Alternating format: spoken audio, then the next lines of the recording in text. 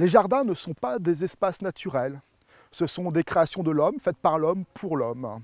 Les potagers, bien souvent et malheureusement, se sont concentrés sur la culture et pas sur la nature. Pourtant, une petite part de nature dans nos potagers cultivés leur fait le plus grand bien. Je vais vous montrer comment on peut rapidement mettre en place quelques solutions qui améliorent la qualité de nos potagers.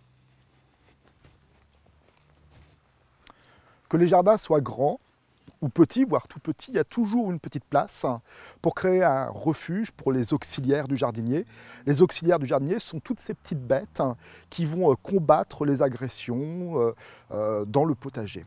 Alors voici un hôtel à insectes. Il est fait de plein de petites caisses qui accueillent des tiges creuses, des bûches percées, où les cirfes, les abeilles maçonnes vont pouvoir s'installer, trouver refuge et ensuite aller travailler dans le jardin. On peut aussi faire des refuges qui sont plus petits et en mettre plusieurs dispersés dans le jardin, et c'est souvent beaucoup plus efficace qu'une grande chose comme celle-ci. Il est aussi possible de faire beaucoup plus simple. Il suffit souvent de quelques planches, de quelques bûches, de grosses branches tombées des arbres pour faire un refuge. Ici, c'en est un à hérisson. On peut les dissimuler sous les haies et en mettre aux quatre coins du jardin.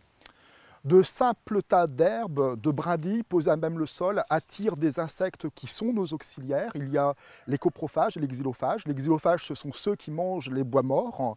Les autres, je vous laisse chercher. On peut aussi attirer les oiseaux. De gros nichoirs installés en hauteur vont attirer les chouettes qui la nuit vont aller se délecter des mulots qui sortent le museau de la terre. Et puis on peut installer des plus petits nichoirs qui attirent les mésanges, les pinsons, les rouges-gorges par exemple. Allons les voir. Les nichoirs à oiseaux s'installent dans des lieux tranquilles, loin des chats. On essaye de les mettre le plus haut possible, mais c'est intéressant de les avoir sous les fenêtres des maisons parce qu'on peut observer ce qui s'y passe en hiver. Un nichoir comme celui-ci a une ouverture de 32 mm, c'est prévu pour une mésange, et chaque jour du printemps, chaque mésange consomme des centaines et des centaines de pucerons qui sont en moins sur nos fèves, sur nos petits pois, sur nos rosiers. Si on offre le gîte, il est également important d'offrir le couvert en laissant des graines un peu partout dans le jardin. Un peu partout dans le jardin, on peut également semer ou planter des fleurs vivaces ou annuelles, mellifères pour attirer les abeilles ou non mellifères, mais qui attireront d'autres insectes, des coccinelles par exemple. L'eau est primordiale dans les jardins pour attirer les auxiliaires. Alors, dans les petits jardins, un simple petit point d'eau va offrir à boire et les libellules vont venir, les chauves-souris vont venir, les hirondelles, les oiseaux, etc., etc. Dès qu'on a un petit peu plus de place, on peut creuser une mare plus conséquente. Et là, non seulement on offre à boire, mais en plus on va offrir le gîte et la capacité de pouvoir se reproduire. Les crapauds, par exemple, qui sont des animaux terrestres, ont besoin de l'eau pour pondre. Alors les crapauds, c'est très intéressant parce que ça mange des limaces, tout simplement. Donc la mare, c'est pour les grands jardins. Et quand on a un grand jardin, on peut non seulement creuser une mare, mais en plus créer des espaces beaucoup plus sauvages que ça.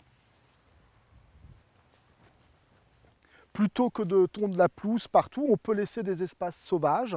En l'espace d'un an, de multiples graminées se développent. Elles attirent insectes, des petites musaraignes aussi vont se nicher entre les pieds. Et ça apporte des lieux de refuge considérables pour les auxiliaires du jardin. Mais attention, en laissant ces espaces naturels qu'on fauche 1 ou 2 fois par an, il faut bien avoir à l'esprit que les graines peuvent aller dans le potager et créer beaucoup de déconvenues.